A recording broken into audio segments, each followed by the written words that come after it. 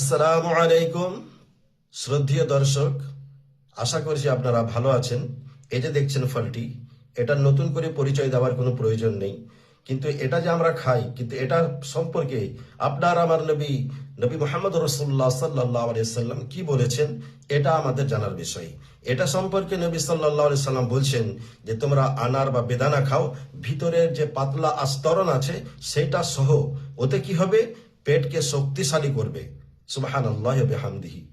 এই যে জিনিসটা, এটা জানলে আমাদের এর প্রতি আগ্রহ আরো বাড়বে ইনশাআল্লাহ।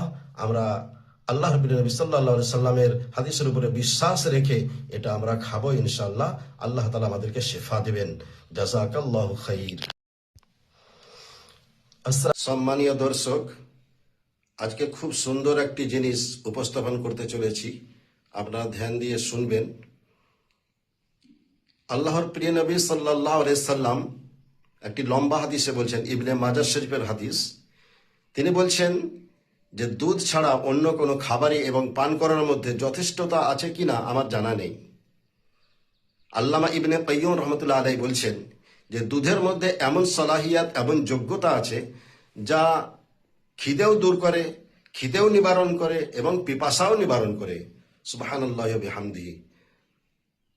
আল্লাহ তাবারক ওয়া তাআলা দুধের মধ্যে এমন জিনিস রেখেছেন যে দুধ খিদে এবং পিপাসা দুটোই নিবারণ করে। সুবহানাল্লাহি ওয়া বিহামদিহি।